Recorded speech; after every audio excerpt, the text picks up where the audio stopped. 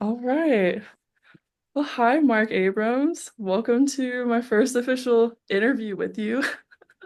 Yeah, Um, hi, I'm so happy to be here. Thank you so much for being here.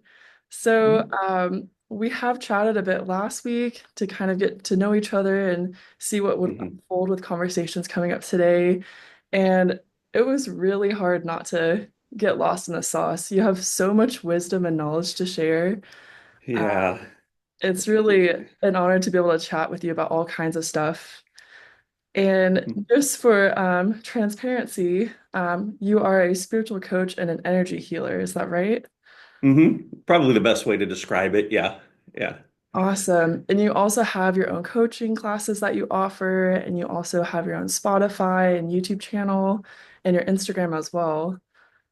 I do. Yeah. I have a lot of content out there in these different mediums. YouTube is the big one. I've got just hundreds of videos on all sorts of experiences that I've had and all sorts of healing topics, shadow work, and those types of things. That's beautiful. I feel like on my journey too, trying to uncover what the heck is going on, and if anyone can relate, that's how I found your content. So, hmm been a huge like treasure trove, everything you have to offer. Yeah. Yeah, and it's interesting too because this isn't something that I made a choice, woke up one morning and said, "Okay, I want to do this."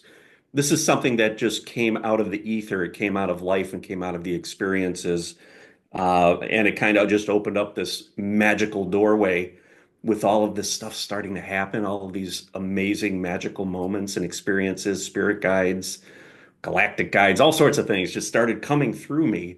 And that was a life changer. I mean, as you can imagine. Yeah, definitely. Maybe could you take us back in time to when all this first started to unfold for you? Yeah, I've always been really intuitive, and I've always had this strong belief or interest in like the supernatural and UFOs and connecting with spirit and those types of things. And just always kind of pursued that interest a little bit. But back in 2018, I started to have some interesting experiences. I remember my family and I were on vacation in the Cayman Islands. And I remember getting off the plane and this song started playing in my head over and over again. It was A New Day Has Come by Celine Dion. I don't know where it came from, so I just, the whole week, it's like I wake up in the morning, this song's playing, A New Day Has Come, A New Day Has Come. So I'm like, what is going on? So we get back from vacation and I'm watching one of those science, like UFO shows on Discovery. This was about Nikola Tesla. So it was like a science show about the Akashic Records and how he had tapped in the Akashic Records. So I got really interested in that moment. I felt something. And the next morning I woke up and I saw in my inbox a guided meditation for the Akashic Records, right? So Wow. these things start coming. So I do that. I purchased this guided meditation. It's like a 10-day guided meditation. And I meet this being in the guided meditation. And at first I think, okay, he's part of the guided meditation. And he just connects with me and we start communicating back and forth. And he walks me through these various amazing magical rooms into this library. And we're talking and communicating. And then after the guided meditation, he appeared to me outside of that. Okay, so this turns out it was my spirit guide. So this meditation opened the door for him to come through. And then next thing I know, I'm communicating with him outside of this guided meditation. Holy moly. So a few weeks after that, I'm sitting out on my deck and all of a sudden I'm listening to music and my crown, I guess the best way to describe it is my crown chakra popped open and I was out of my body, had all of this information dropping in about life in the universe, gravity, quantum stuff, all sorts of crazy stuff just in a matter of moments just drops into me. And I return. And shortly after that, the Galactic Federation came forward. So I had all of these things happening kind of in rapid fire. It's not like I was looking for it, it was just time. It was time in my journey for that to come forward. And it did. And I just allowed it. I allowed it to. That's, I guess the best way to go through it is to allow. I hmm wonder, it sounds like there was a huge jump in your experiences. I'm not sure if you were into meditation beforehand, but was there like a big sense of overwhelm as all this stuff started to show up for you? Yeah, your mind starts to get involved with it, your ego, and it's like, okay, what's happening? Are other people having these experiences? What's going on? And a lot of my experiences, they were very, well, the connection with my guides was very telepathic. So I had my guides there to kind of walk me through and help me understand what was happening. And of course, I started researching some of this as well. I wasn't a big meditator. It's not like I was consistent with sitting down and meditating. But what I would do was I'd go sit down on my deck, I'd put in my headphones and I'd listen to music and get into I guess, a meditative state. So it just kind of all came together for me when it was supposed to. But the amazing thing was, again, having that song when I was in Grand Cayman playing over and over again, that was really like the start of that whole trajectory and a big shift in life. Wow, that's incredible. Thank you for taking us back in time. And you've shared some of this with me, but I had no idea the little breadcrumbs that spirit was leading for you, like leading up Yeah. to it. And it makes me wonder, like, does spirit work with you in a similar way that they give you this like preemptive messages or kind of a build up before a main event? Or does it kind of flow depending on where you are in your journey?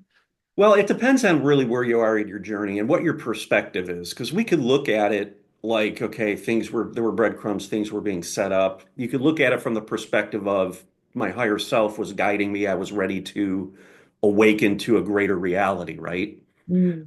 So it's whatever it really, how it unfolds, I guess, really drills down to what your belief is, where your beliefs are and where your limitations are. I just kind of went with it. And when I was going through it, I had this just overwhelming, like, surrender to almost just allowing all of this to come through. Mm. Okay. Because, people could, in these situations, could be like, should I see a psychiatrist? What's going on? Is there something wrong with me? Right. And these are beliefs. And that could kind of pull you off the path temporarily. I just went with it. And again, it was so real. The connection with my main spirit guide, the one who appeared to me in that guided meditation initially, he was just front and center the whole way through. And I was leaning on him to better understand what was happening. Wow. That's a wonderful gift. And for you to receive communication from them so directly, like telepathy, Hmm. I mean, it can't be confused with Telepathic. with Yeah. there's a difference, I assume, between that versus your own thoughts that you hear in your head. So Hmm. what a gift to have such direct communication. Yeah. That was the thing that was really most striking to me was the connection that I had. I still have. I mean, things evolve as you grow. But back then, that connection was manifesting in a way that I really, really needed it because my mind was so like analytical and logical that I needed that connection, very telepathic in that way, to help me understand what was happening. Wow. And that's cool how you also notice that these relationships change over time depending on your needs. I'm glad you're able to Hmm. have that support that you needed, which also brings me to a couple avenues I have scribbled on my notes. When you're talking about these breadcrumbs leading up to these main events, or how I described it, and the Hmm. concept of synchronicities, on a quantum level, how would you define a synchronicity? Not necessarily an example per se, although that could Hmm. support, but what quantifies in the quantum field a synchronicity? Where is your level of alignment in the moment? So if you are aligned, if you are centered and present, you'll tend to notice these types of events, the synchronicities. It's all about awareness, it's about being present and just being open to allowing this information essentially from a higher frequency reality to come through and for you to perceive it. Now, they're always there, they're always happening, but a lot of times we're distracted with 3D things like work and maybe family and those types of things. But the more you lean into allowing and getting present, the more the synchronicities tend to appear because you're more open to receiving them. So breadcrumbs is a fantastic way to describe those. It's almost like a wink from the universe. Like you're aligned, you're on track right now in this moment. Interesting. And how does that connect with, let's say, your higher self and that maybe they could be communicating with you through the matrix? How would you kind of connect the two? Yeah, those are it's communication through the matrix. Now, like our mind will want to try to figure out what this big message is, right? Maybe you hear something in a song or you see numbers on the license plate or on the clock, and our mind goes off the rails right away. It's like, oh, I got to figure this out. What does this mean, right? But what it is really is like a remembrance. It's a wink from your higher self or from your guides or from a higher realm to remind you that there is more to you than just what you see in the mirror, that you are an energetic being connected through the fabric of everything and not simply walking around as a separate body, completely cut off from everything else. So it's a reminder, really, I see it of that connection. So when I experience a synchronicity, and some of them do have meaning because there's one that's connected to my mom, so I know right away what that does is it gets me centered, gets me aligned in that moment when I experience that and shifts me to thinking about her, Mhm. right? My mom passed at the end of 2018. So there's certain meanings to those, and you kind of figure those out as you go based on what you feel in the moment. But initially, if you're starting to experience those, just take it as that it's a wink from the universe that you're opening up to remembering the truth of who you are. Mhm. That's beautiful. And I love how you still have this possibly evolving connection with loved ones on the other side too, Hmm. the ways in which Hmm. you can stay in touch.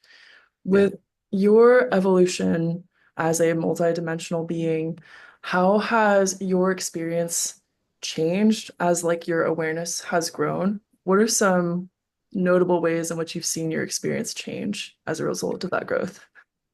One of the biggest really is learning to trust, what you've experienced, what you're receiving, and stop having to validate everything.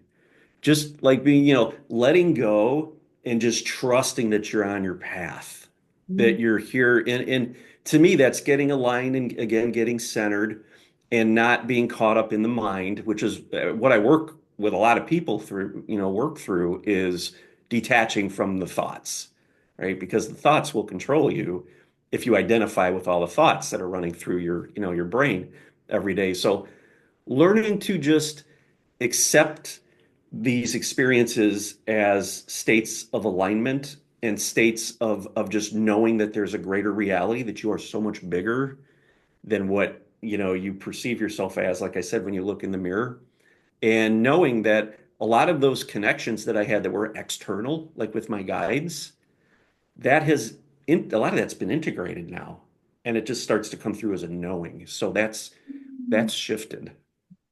interesting. I've heard that as we go on the hero's journey, one of my mentors would say the next level up, the next level up. So you have a bigger capacity to face the deeper things that are ready for you to win. Yes. Do you Mhm. find that there's still resistance in these new lessons that come up, or is there more, I guess it's not black and white, or is there possibly more flow as you go through these lessons? There is an element that of more flow, and it has to do with really your body and your nervous system because your nervous system is just so used to being in fight or flight, right? It's just always perceiving a problem and wants to protect you.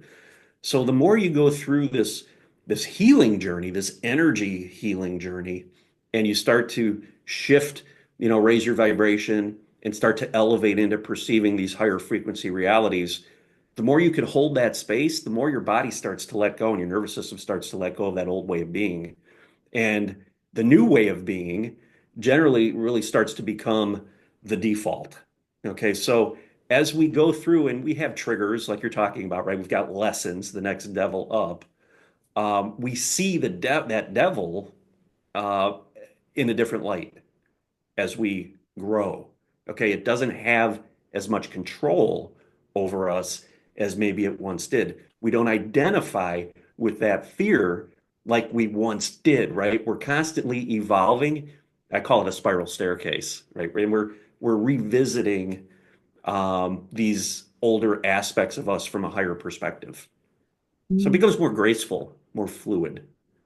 I like the sound of that and the sense of space and detachment you have to kind of lovingly observe that pattern that you could possibly Mhm. be a lot more familiar with this time around. Right. And seeing it from a higher perspective because, as you evolve, you gain a different perspective. And that's why we revisit these things because we can do deeper healing when we can revisit them from a higher perspective. I see. And is it true that as you continue on your path, the path starts to disappear? Do you have no idea what's going to come next? Yeah, it's amazing that you said that. Yes, because that has been an experience, definitely. And in really detaching from the old expectations or what we think we should be doing, and what we think our path is. First, you go through a phase where the path isn't really clear, and that brings up fear because it's unknown, right? So we're being asked to lean into the unknown more, and that's where the trust comes in. And you start to trust that even though you can't see the path, the next like brick in the road will illuminate for you when you're ready, and all you have to do is just take that step. Mhm. I like that. I like how there's always something that comes up for you, whether you can see it or not. And I guess Hmm. as you keep going, you continue to have evidence of these things working out. Yeah, you look back on it and say, wow, like, oh, I was a little bit fearful in that moment because I didn't know what was next. And you look back at it from that higher perspective and you're like, it was coming. And when you trust in that, you just know that you're fully supported by your guides, by the universe. It helps you to trust. You get into that heart space and you just hang there and allow everything to move through you. Hmm. So with the guides that are supporting you along the way, including the GFL, the Galactic Mhm. Federation, what has there been any themes in which the GFL shows up for you with your lessons? Do they show up for particular things? They did initially, they showed up to really help me get over a fear of ETs. Wow. And they stepped in to help me. And I remember I had some experiences here working through some of those fears because when I was little, I'm talking 7, 8, 9 years old, I had a fear of ETs. I remember seeing Close Encounters of the Third Kind and these movies, and they really freaked me out. So you can imagine when this energy starts coming forward, those things are going to rise up into my experience, and I'm going to start to feel that fear. So they helped me navigate that. They helped me through a sleep paralysis issue as well, where the fear manifested in the middle of the night, Mhm. where I had three of these dark beings appear. Um, which was them, but they were being reflected out in a fearful way based on my fear that was unconscious at the time, that was becoming conscious, so that I could shine light on it, right? So they helped me move through those fears. And once those fears were cleared, the connection really opened up. My Pleiadian guide came forward out of that. Um, and my Pleiadian guide supported me through the loss of my parents. So all of these things came through at these very big moments in my life, right? I had this full support. Remember, there was a craft over my mom's house shortly after she passed. Just so many amazing experience I've had with the Pleiadians and the GFL. I talk a lot about that on my YouTube channel. Yeah, it's a fascinating topic, especially now that folks are becoming more and more open to the existence of ETs among us, and Yeah. that maybe not all of them are here to harm us, but rather help Yeah. us in our growth. Yeah, and there's a perspective on that where I kind of I don't there are ETs here who can appear as nefarious and try to harm us, but that gets into a conversation where where our beliefs are and what energy we are, because we're manifesting these realities and we're manifesting these experiences. So as you start to heal from some of that, you start to shift the interactions and the experiences that you have with these beings, right? You start to have a more loving, connected type of a relationship with them because you're elevating up here into higher frequencies where the fear doesn't exist, right? It's up above fourth dimensional um, frequencies. We're up in the fifth, sixth, seventh, where that fear just simply doesn't exist. And that's been my connection with the GFL and with my Pleiadian guide. It's been up in those frequencies, but they had to help me clear some of those limiting beliefs about the fear of ETs in order to really open that up. Yeah, one thing I want to share is as you shared, you mentioned the Pleiadians came in. I Mhm. was immediately drawn to like the hawk, I believe, that's behind you. Yeah, I saw the yeah, phoenix just rising the through the Phoenix, right? ashes. Hmm. And I also feel that fear is such a familiar subject, kind of like shame, how a lot of folks are familiar with it but don't want to feel into it. Or maybe Yeah, subconsciously folks do feel into fear, whether they are being intentional with that or not. yeah. What would be something you would share with folks struggling with fear right now that could help them work through it? Well, what happens with our body is, in our ego, is it takes ordinary situations and converts them into like life or death scenarios. So our nervous system really gets locked down because we just see danger in everything, right? It could be something very trivial, but we respond as though it's a life or death kind of situation, right? So the Mhm. fear response is designed to keep us safe. But when it's out of control, everything becomes fear. It's like it's got to keep us safe from everything. And that really slows down your energy flow and keeps you locked into a lower frequency reality. It keeps your vibration low. Okay, so you continue to manifest more scenarios that really allow you to feel that fear, right? Your higher self is saying, we got to feel this, we got to move through it so we can let it go, but we get caught up in it.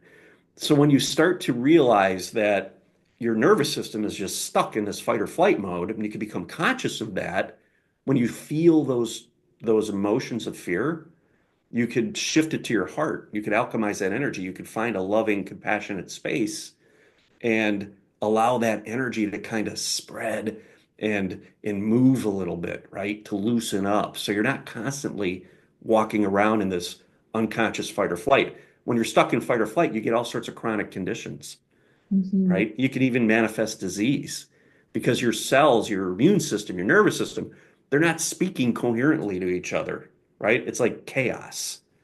So when you could learn to find moments of peace throughout your day, and I teach this in my Anew You program with breath work and mindset shifts and grounding and anchoring. Um, you tend to allow space just for a few moments for your nervous system to just like go, oh, and breathe, right? And relax. And your vibration, right, it starts to rise. Wow. Yeah, and that's really promising. I've struggled with chronic illness and do struggle with it at times myself. And I've Yeah, noticed that as I do have space to hold these programs of fear or shame's been a big one with love same, yeah.